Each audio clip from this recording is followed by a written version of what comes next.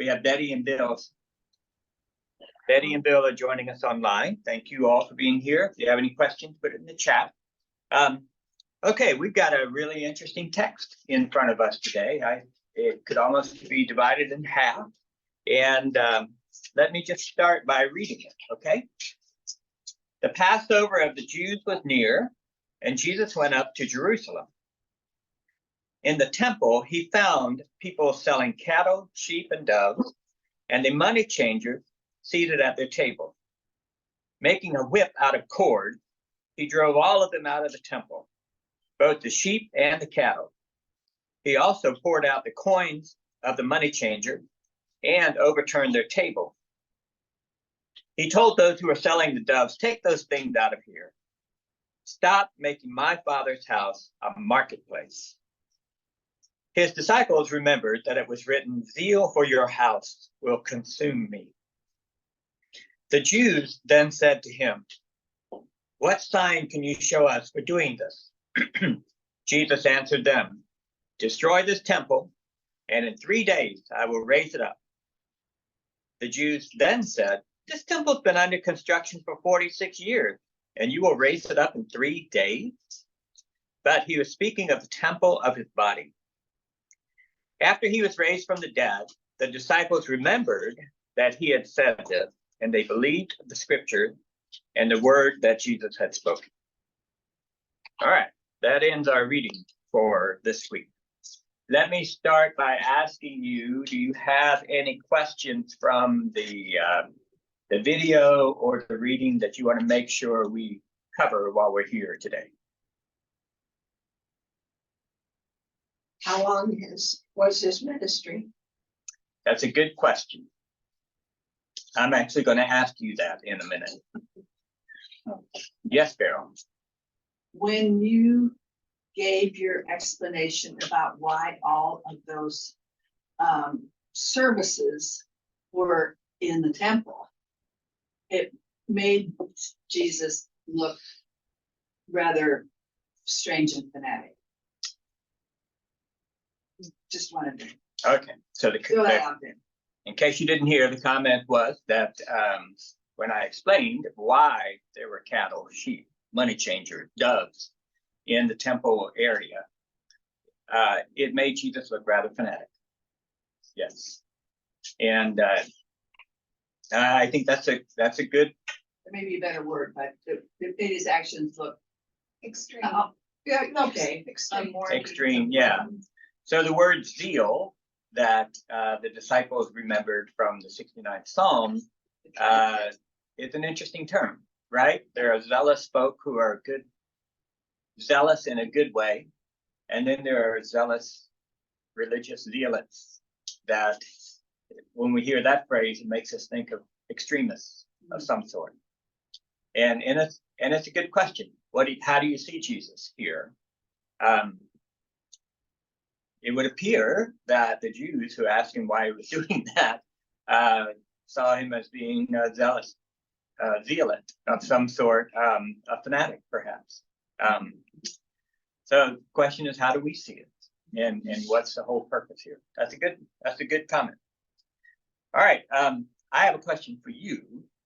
How old is Jesus?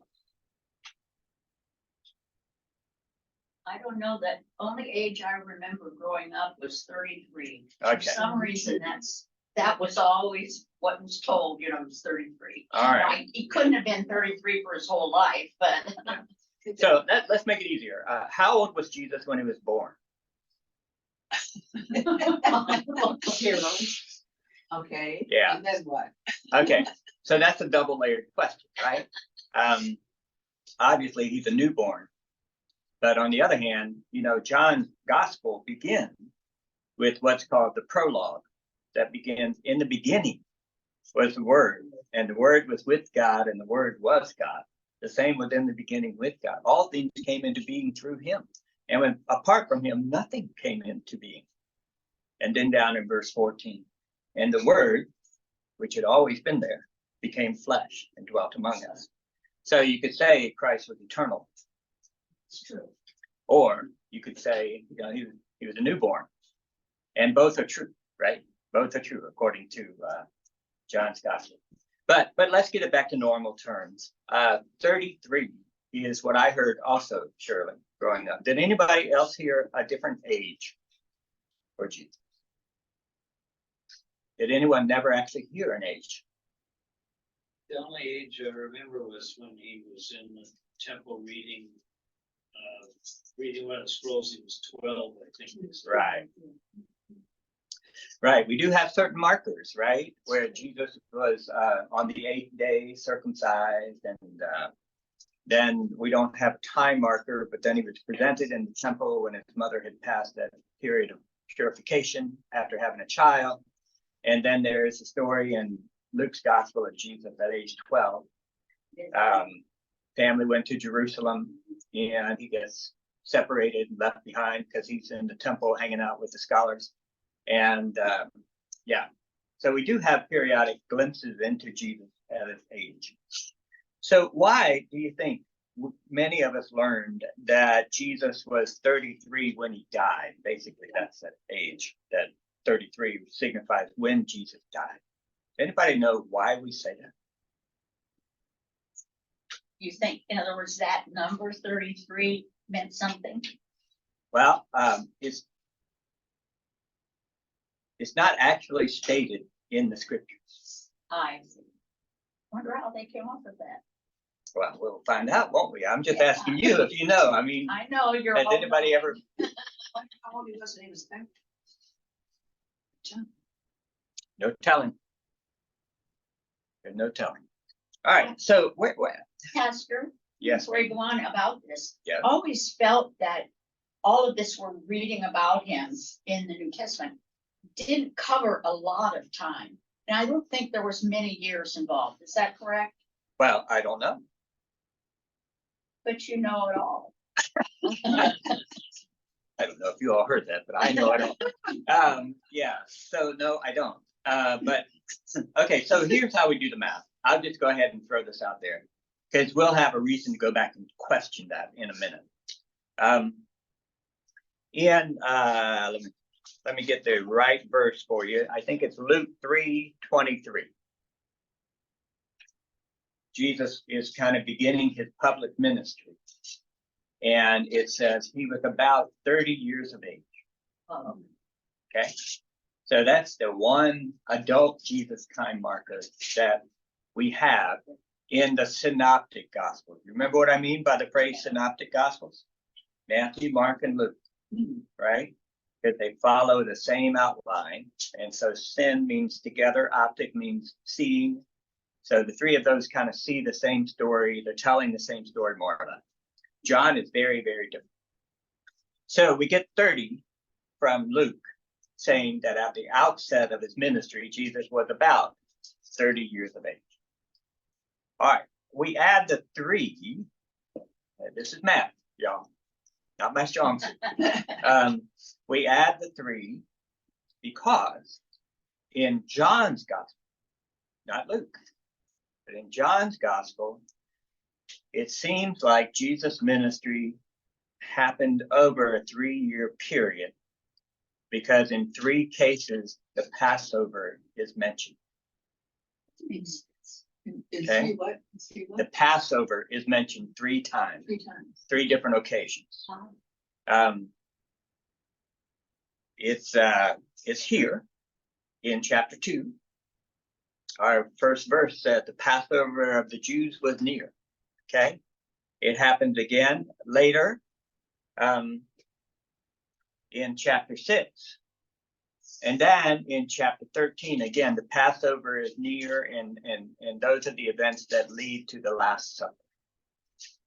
Okay, so 3 different times we have a recording of the Passover having taken place during Jesus' ministry.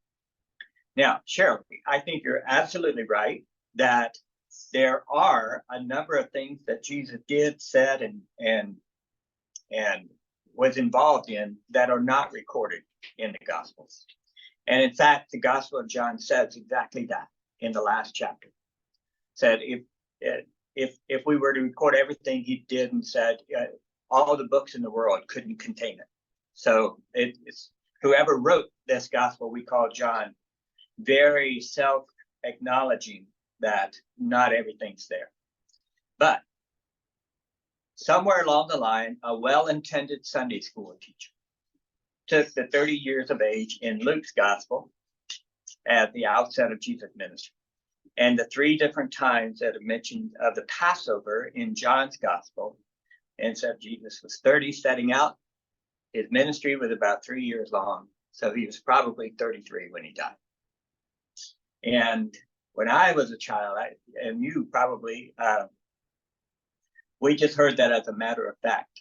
He was 33, and nobody said, well, you have to take Luke and then add John and hope that you're getting all the Passovers.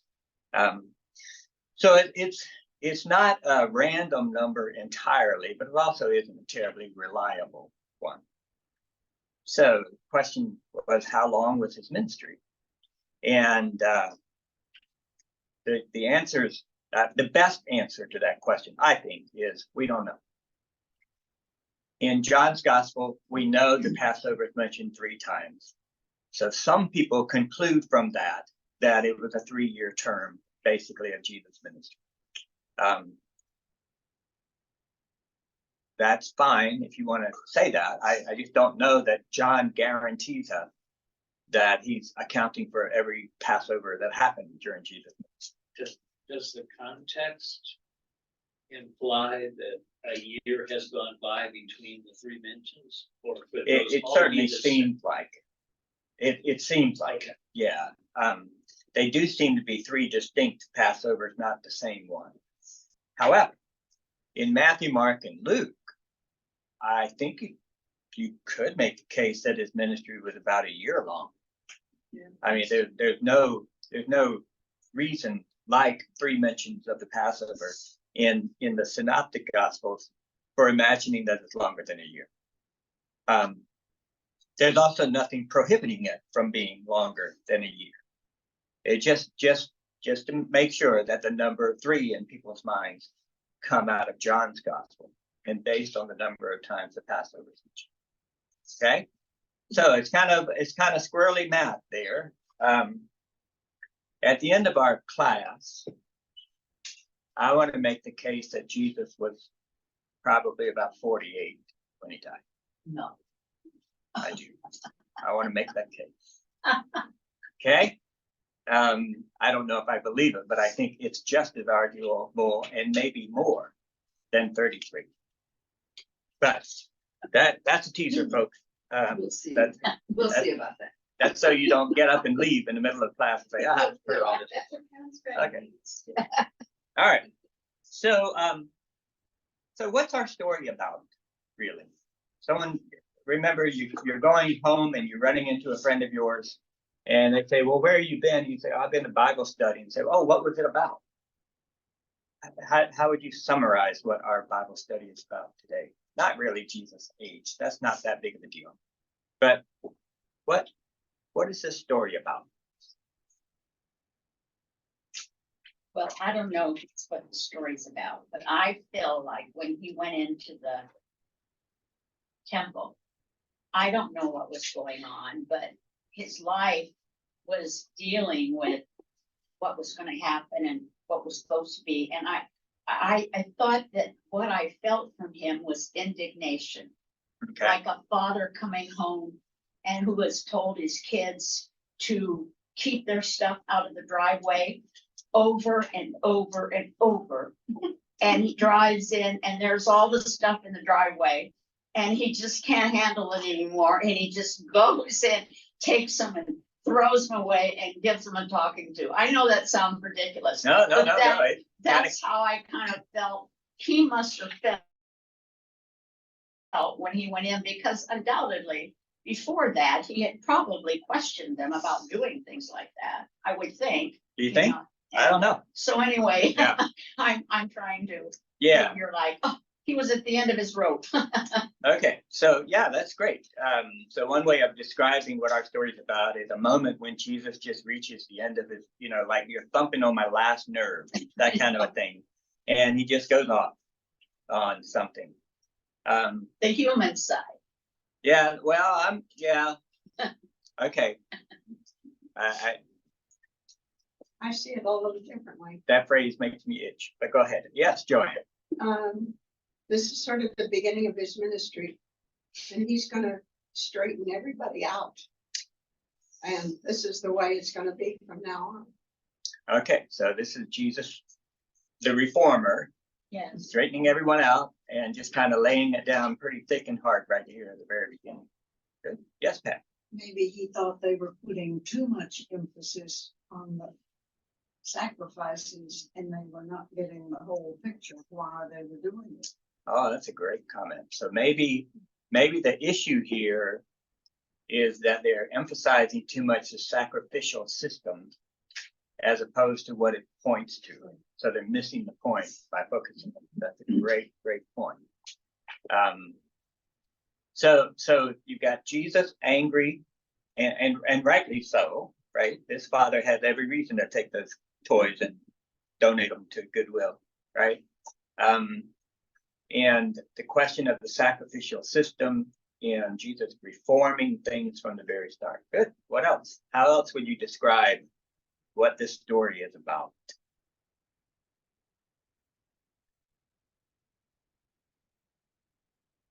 Is this a case where the money changers and so forth had been outside the temple prior? I mean, it was a normal process to have buying the sacrifices. So were they've now desecrated the temple by going inside the walls. Okay, Rather so than staying outside the walls, and they knew better. right, And Jesus comes in and shows his human side of anger. yeah, y'all. We got to quit saying human side. Well, Jesus is fully human, fully God. Perceived human side. I think And that's true. even Jesus' divine side is allowed to be angry. So let's not just attribute anger to humans. Anger is a valid emotion for God and for humans alike. But that's aside from. Yeah. So maybe the problem here is that that's a concession to the way things are now, and that has to be done, but should be done outside, not inside the temple. I would think that that was how some of the folks in the church where I grew up read this story, because we had this singer, this quartet, kind of a somewhat famous quartet that came and sang in our church one night. And I just remember it because the bass singer was like 6'8", and I thought he was the tallest man I'd ever seen in my life. And they were selling records in the little foyer area at the back of the church, and some people were so irate. Is They that called them true? money changers. Money changers are back there selling their records. Mhm. They should set them out, and they wanted them to set them outside the doors. So yeah, I mean, it goes back to Beryl's question or comment that it seems like the cattle and the sheep, the dove sellers, the money changers, they're all doing something that just needed to be done as a way of retaining the sacrificial system when the sociological context had changed. We don't have a bunch of landowning farmers anymore. They've all been dispossessed of their land. They moved into town. They're joining guilds and they're trying to survive. And if anything, they're being tenant farmers, or they're working for the owner of the land where their ancestors once owned. You know, that's the context. When you look at the census of the first century and so forth, under the Roman Empire, there's a huge urbanization movement happening, because that's how the empire really was able to extract as much money as possible. And so you would think that because we need to sacrifice the cattle's probably goats, but goat and sheep and doves, turtle doves for the poor.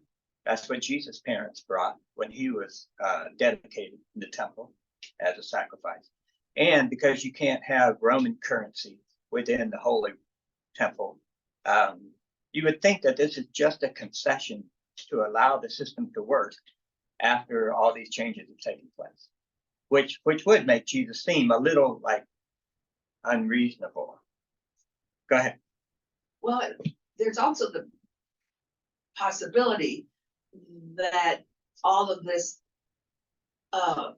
economic activity also may be supported by the priests in the temple, that there was a connection between what was going on out there in the marketplace and the folks around the temple itself.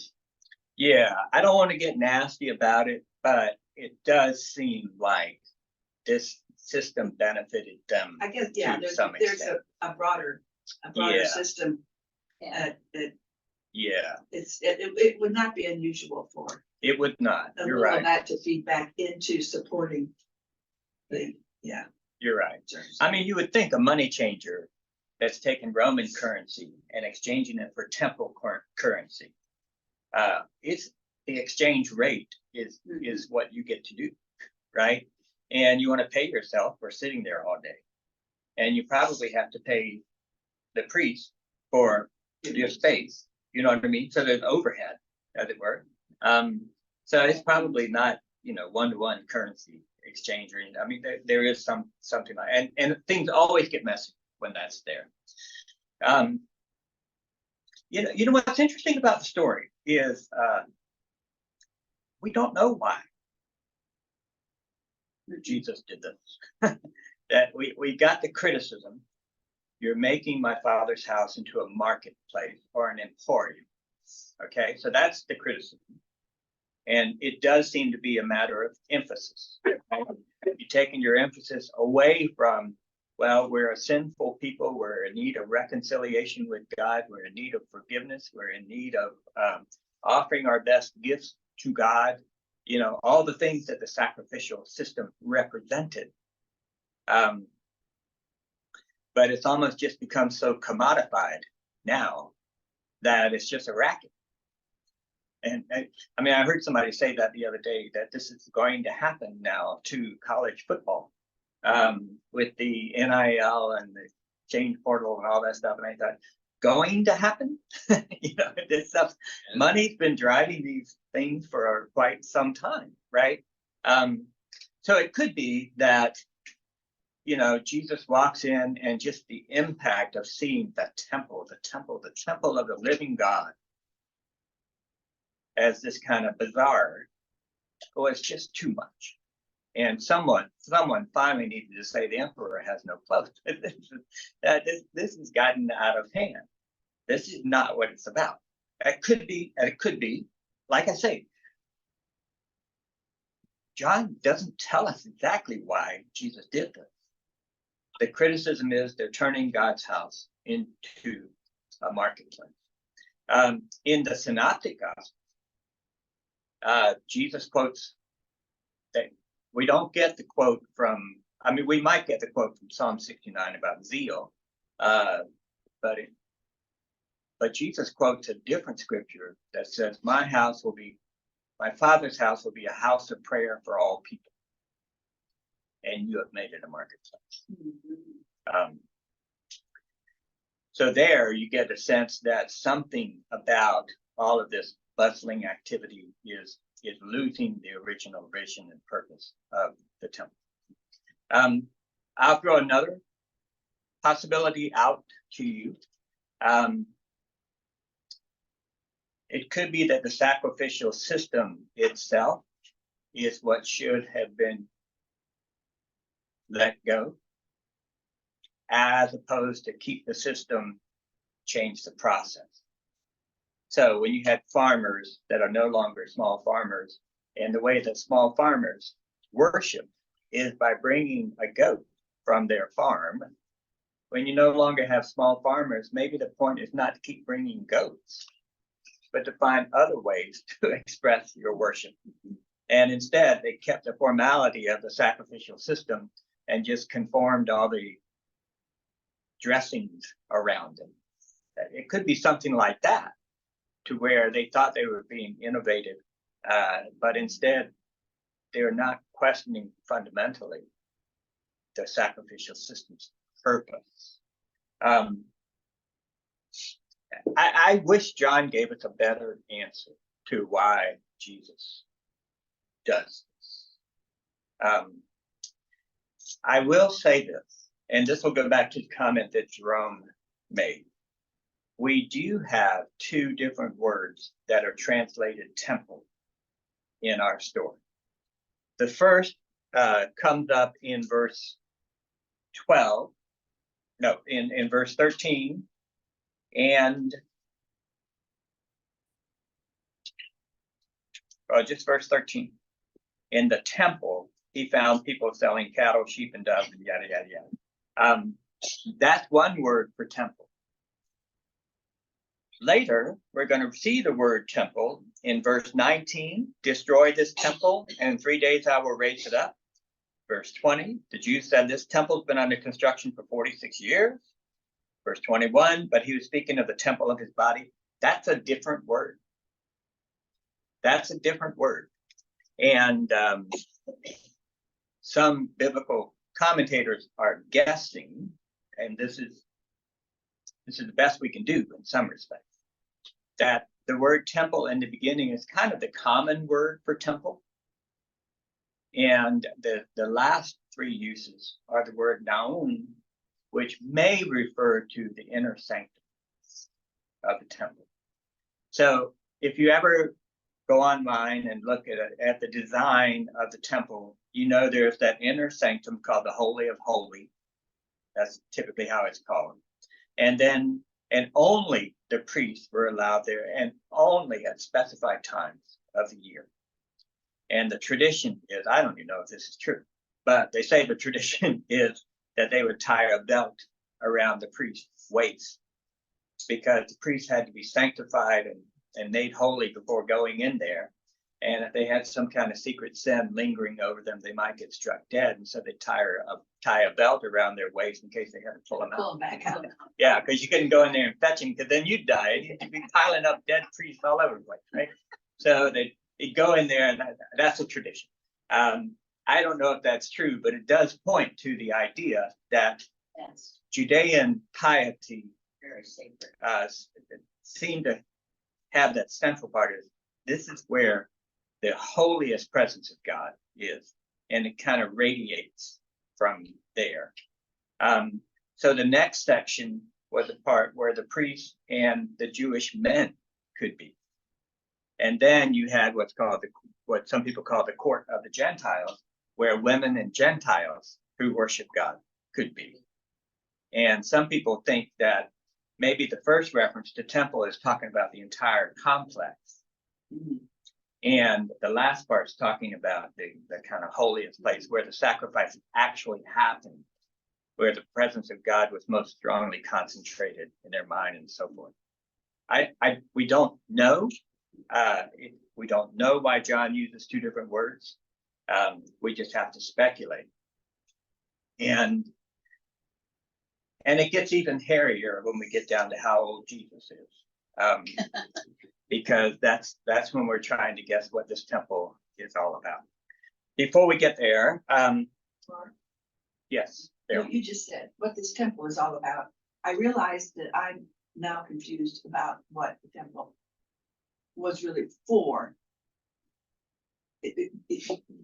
Was it for sacrifice? For I mean, clearly it wasn't just for prayer. I mean, to some extent, one could see the fact that maybe one had to make an offering before they could get into the temple and do whatever else was done. And that's why I realized I'm not really sure what right. Yeah, so I did. But what was the point? yeah, and to be honest, I think the scriptures are not sure what the temple's for. I think there are three really animated arguments going on in the Old Testament. There are more, but three particularly. One, should Israel have a king? Should Israel have a king? Well, when you think of David, being a man after God's own heart, and how much God loved David, and how Jesus is supposed to be the son of David, blessed is he the king, that you think, oh yeah, God really wants a king.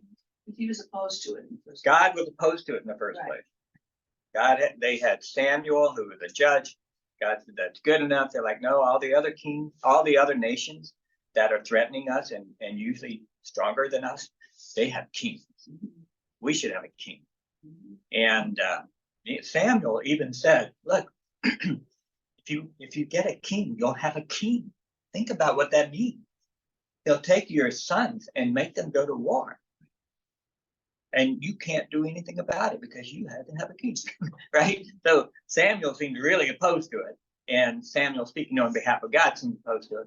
But God conceded to that desire and gives them Saul, who then immediately fulfilled everything Samuel said and had to be replaced with David, who seemed to be a good king. I think his latter years were not very admirable.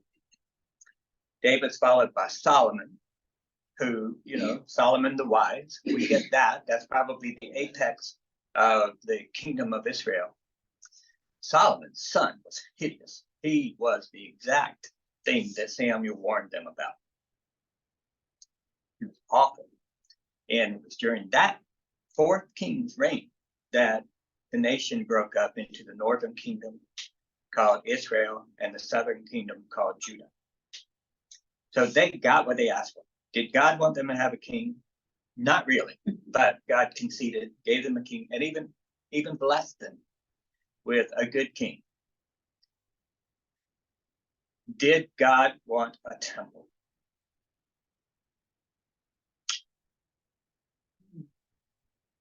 I don't know. David wanted to build a temple, and God said no, because David's hands were too bloodied as a warrior. Solomon wanted to build a temple. God didn't say no. But if you read it, God doesn't seem terribly excited about it. You will hear several times, the heaven is my throne, earth is my footstool. Why do I need you to build me a house?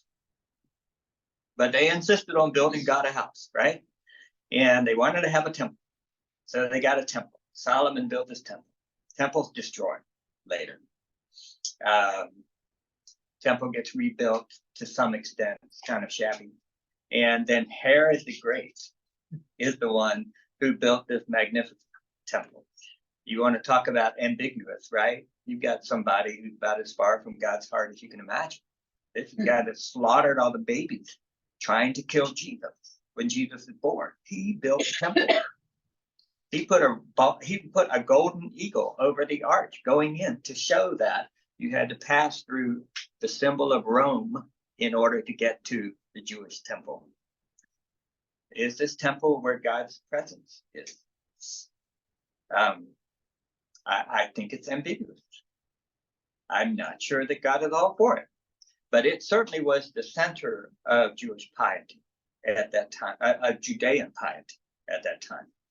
I think one of the issues in Mark's gospel is that the Galilean piety was not quite as dedicated to the temple as Judean piety.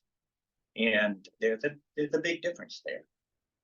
But so why the temple? Probably another concession on God's part. That God doesn't need a temple, but we feel like we need a temple. So we get a temple. There's a great scene from a movie. It's a Mel Gibson movie before he went off. And it's called The Man Without a Face. I don't know if you've seen that, but so he was disfigured in a car accident that was under questionable circumstances. So he's kind of a pariah, but he's wealthy and he owns all this land. And this woman sends her son to him because he was a Latin teacher in an elite school, and she wants him to tutor her son. And the son is just a brat. So he tells the son, all right, before our first lesson, come with me. And he rides his horse out, makes the boy walk behind him, and goes to a little place and hands him a shovel and says, I want a hole that's 3 feet wide, 3 feet long, and 3 feet deep. And then we'll talk about calculus and math. And the boy just can't imagine what is going on here. He's ready to be tutored. He doesn't want to do work. And at one point, the boy gets so mad he throws a shovel down and says, if you want a hole, just build your own hole. And the Mel Gibson character says, I don't want a hole. What do I want a hole for? This was for you. And in some respects, I think that's what happens when we get a king and a temple. I forget that last thing with the land. We'll talk about it another time. God doesn't want a king. They feel like they need a king, so God lets them have a king. But if you said to God, well, we hate your stupid king, I'm like, not my king. I didn't ask for a king. I don't want a temple. What do I want a temple made of human hands? My house is better than that. Right?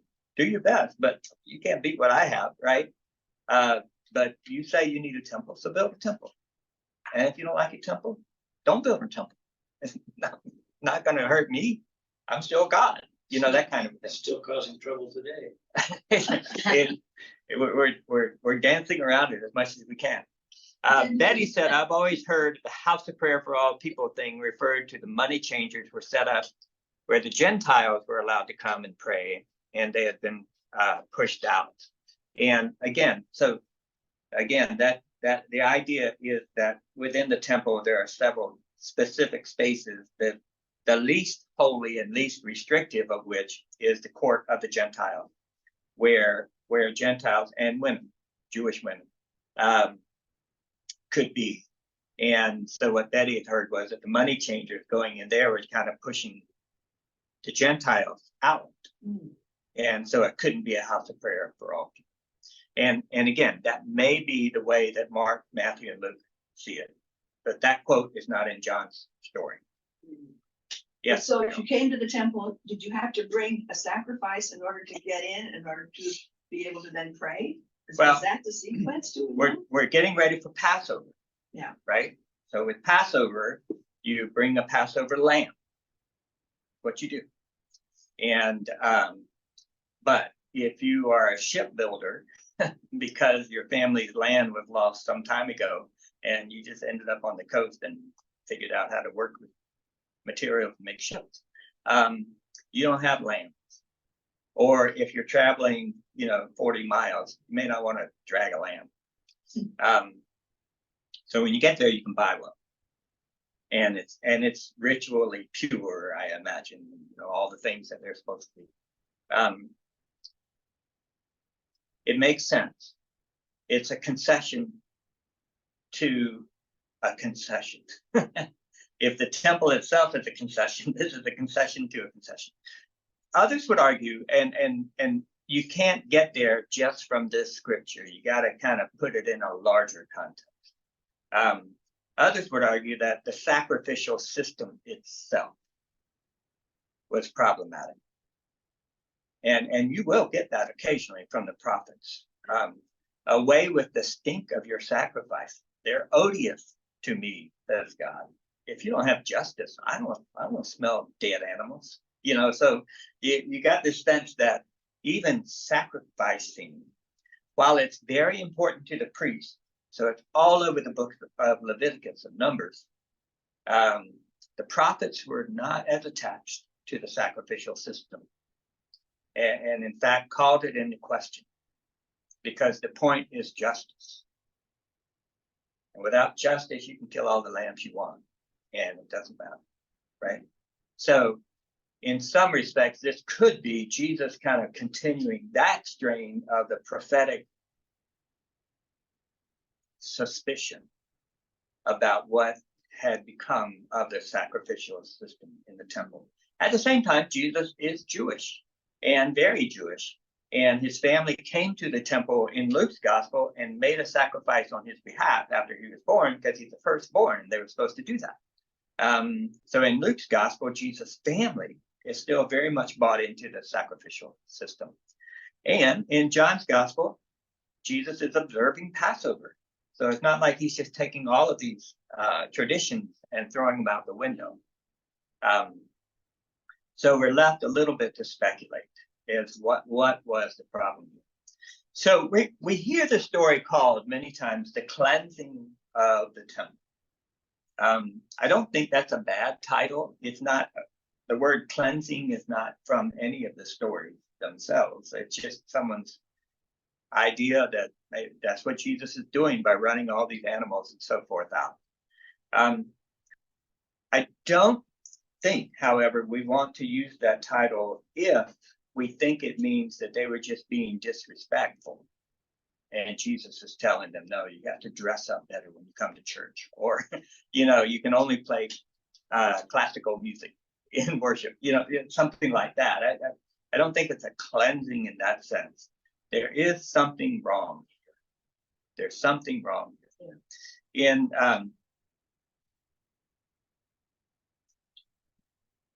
In the Synoptic Gospels, we probably have a better sense of what's wrong. But in John's Gospel, I'm not sure. I think we have to kind of hang with the Gospel a little longer to figure out what exactly Jesus' beat is here. Because I think Barrow's first observation is right, that unless the temple system, sacrificial system itself is the problem, everything else was just a means of making that possible for people that don't raise sheep, doves, and so forth. So it's a curious thing. But what's even more curious in John's Gospel is that the second half of the story is probably more important than the first. And that's when they start talking about the temple in a different way. In verse 17, his disciples remembered it was written, zeal for your house will consume me. But then look what happened. The Jews, and again, I would translate that Judean, just because that's what the Greek word looks and sounds like, Judeoi. I think this is an interfamilial squabble here, not a squabble between Christians and Jews. I want to be very clear about that. So the Judeans ask him, what sign can you show us for doing this? Okay, I want all of you to look up from your Bibles for just a minute. What story happens before this? What happens in John chapter 2 before the cleansing of the temple? I already looked.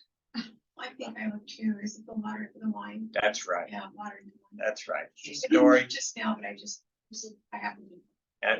it's the wedding in Cana where Jesus turns water into wine.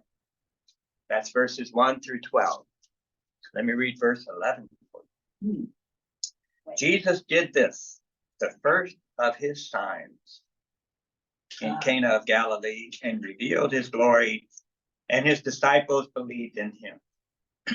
All right, so what do we have? Starting in chapter 2, this water in the wine is the first sign. And with this sign, the disciples begin believing in him. Got that? Okay. Most biblical scholars of John would say that chapters 2 through 12 originated as what they call the book of signs. Signs. Semea is a Greek term. It comes up over and over and over again. Right where you'd think you'd see the word miracle. Instead, in chapters 2 through 12, it's called a sign. And the purpose of the sign, as we see in chapter 2, verse 11, is that someone will see the sign and believe in Jesus. Got that? You see the sign and you believe in Jesus. So biblical scholars think that pre-existing this gospel, there was this book of signs. It was a Christian document about Jesus. Maybe it existed in one piece, maybe just in a bunch of scattered stories. And that John, or whoever wrote this gospel, wove it into the story, the gospel story. Chapter 1 is different. It's about the pre-existing word who becomes flesh, and then John the Baptizer. Chapters 2 through 12 are all about signs and seeing the signs and believing. Chapter 13 starts a whole different thread with, that's the Last Supper in John's gospel, which is not bread and wine. is Jesus washing the disciples' feet. And now we're heading toward the death and resurrection of Jesus. So just in terms of John's structure, chapter 1, 2 through 12, 13 through 20. I think 21 is an added chapter that was added later. So we're looking at the book of signs, and he did the sign, and the disciples saw the signs and believed. Remember that.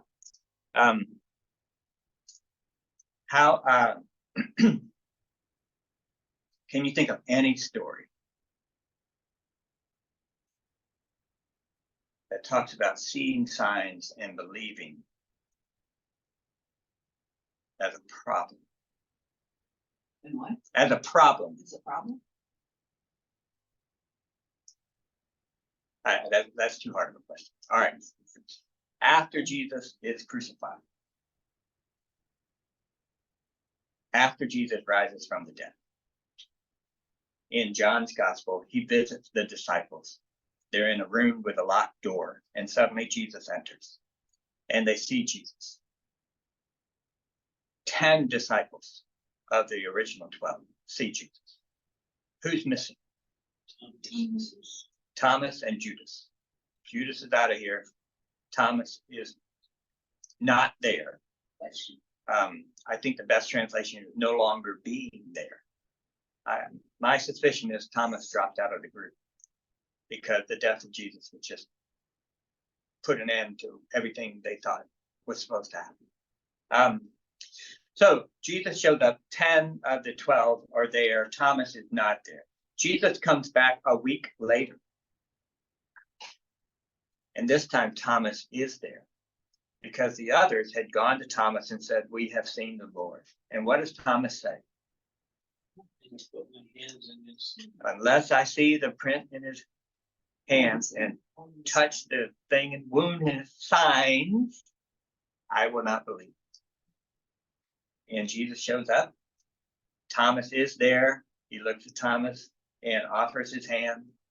And it doesn't say whether Thomas actually did anything, but Thomas does respond, "My Lord and my God." And Jesus said, "You believe because you have seen these things? Blessed are those who have not seen and yet believe." So the signs, they might work for people who are there, who get to see Jesus. But what about those of us post-resurrection, for whom Jesus is not walking from town to town, changing water into wine and sticking out his hand so we can touch it? What do we have? Well, blessed are you who have not seen and yet believe, because you have the words. These words are written, John says, that's the original conclusion at the end of chapter 20. These things have been written so that you would believe. So for us, we don't have a sign-driven belief. We have a word-driven belief. We're giving these stories of the word. Whereas in chapters 2 through 12, you have this sign-based thing. And it had its moment, I guess. But you see how it's introduced. And that's what explains, in some respects, the Jews' question is after Jesus does all this, they didn't say, "What is wrong with you?" Right? They didn't say, "Why are you being violent?" They didn't say what I might have said if somebody walked in here and just started turning stuff over. They said, "What sign can you show us for doing these things?"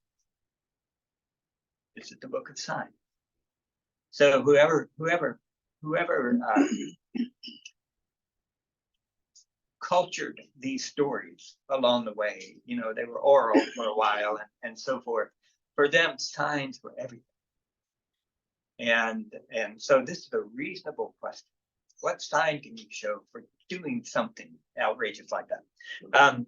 And that's when Jesus says, "Destroy this temple, and in 3 days I will raise it up." Now, as soon as he says 3 days, those of us who know the whole story, we're like, "Oh, he's talking about death and resurrection." The people in the story, that's the farthest thing from their mind right now. And that's when the Jews said in verse 20, "This temple has been under construction for 46 years. and you will raise it in 3 days. But Jesus was speaking of the temple of his body. What the heck is going on? I'm getting ready to tell you what I've read, not a thing that I know. Okay, I don't know any of it. I have read this. In the book called Antiquities, written by Josephus, he was a Jewish historian, but very much an admirer of the Roman Empire. He said that Herod, this would be Herod the Great, began rebuilding the temple in the 18th year of his reign. So Herod was, I think, the king of Israel for about 38 years, a long reign, 34, 38 years, something like that. So if you look at his reign, we're really talking around 20 BC, 20 BCE. So 20 years before the birth of Christ, more or less. Jesus was probably born around 4 BC, to be honest.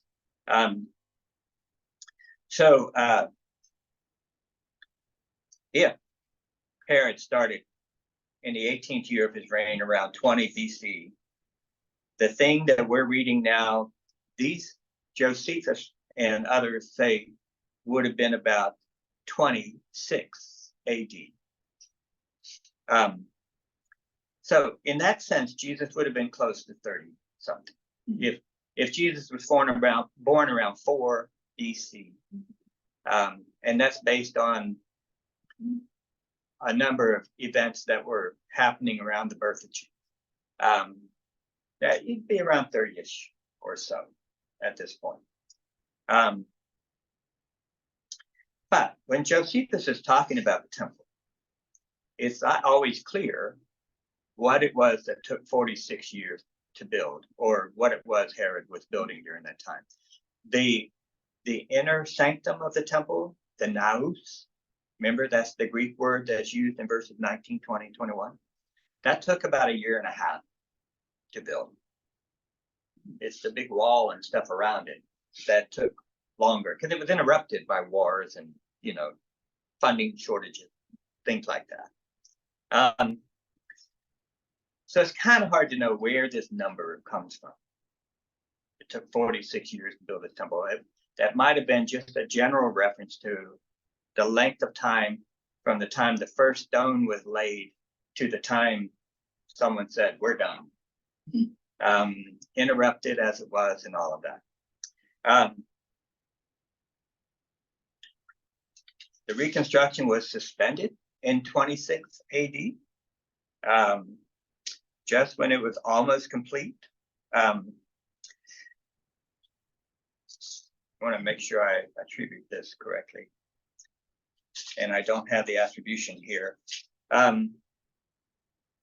One John commentary from Harper's commentary says the other possibility is that 46 is actually Jesus' age in this story, if he's talking about his body.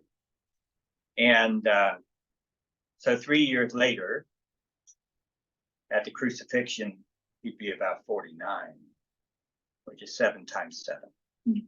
Now, I'm not buying the 49 part, because I think this is the first Passover. So really the third one is 2 years later, not 3 years later. Mm-hmm. I think that's bad, man. But are we talking about Jesus' age here? Destroy this temple, 46 years in the making, and in 3 days I will raise it up. Does Jesus raise himself up? This is just really curious, a very curious thing for Jesus to say when they ask for a sign for what he's doing. But the reason some people think perhaps it's a reference to Jesus' age comes from John chapter 8. And I think I gave you this on your handout. I don't mean to be convoluted. I just think this is incredibly interesting. I think this is okay, thank you. Good. Interesting though. So at the end of John chapter 8, we're still in the book of signs. I'm starting verse 56, Jesus said, your ancestor Abraham rejoiced that he would see my day. He saw it and was glad. Then the Jews said to him, you're not even yet 50 years old, and you've seen Abraham? Why would they say that if he's 33, That's right. right? Makes sense. I knew someone who was around 33 and someone thought she was 50. And you want to talk about destroying the temple, she was ready to go off on them. Why would the accusation be you're not yet 50 if he's 33, right? So the idea there is that he's almost 50. He's almost at an age where you take somebody more seriously as a mature adult, those kinds of things. It could be that in John's mind, Jesus was much older than in Luke's mind. When Luke said he was about 30 when he started his ministry. And then you can't really tell how long the ministry is in Luke's gospel. I don't know why I find that so fascinating. I mean, I'm fascinated just about the life and biography of Jesus, but we can't get to the biography. These are theologies that we have here in these stories, but it does fascinate me. And if nothing else, it's fascinating because I want to let go of some old certainty, which was that Jesus was 33 when he died. Mhm. And if you had asked me how I know that, I'd say, because that's what my parents told me That's right. when I was little, right? And if I'd asked them how they know, they would have said the same thing, I know. right? So what I want you to take away from this, what I want to take away from this is that it's not real clear what it is Jesus is protesting. My suspicion is it's more the sacrificial system than the particular concession that they had made in order to keep the sacrificial system going. But I don't know that. That's just my suspicion. Otherwise, it does seem a little unreasonable, as Rael said at the outset. The other thing is that we're talking about the temple, but we're not talking about the temple. Well, that's the other. Yeah, and John's gospel was probably not written till late in the 90s. So we're 25 years out from the destruction of the temple. And that has to mean something. The book of signs seems to be a little closer to the time that the temple was still there. It's very interesting. John's gospel is incredibly interesting. I want to love it. I can't always understand it. It's kind of written in a form that's just not very linear to my thinking, and but it's fascinating. And we are distinctly out of time. So yes, ma'am. Two things. One, if he was barely 30, he was still a little impetuous. Age and stage. And secondly, if he went from Capernaum to Jerusalem, that's a long trip. He also was probably tired. So maybe we could give him a little leeway. Yeah, Jesus is hangry. He needs a Snickers bar, and then he'd be okay with everything that's going on. Yeah. That is a long trip.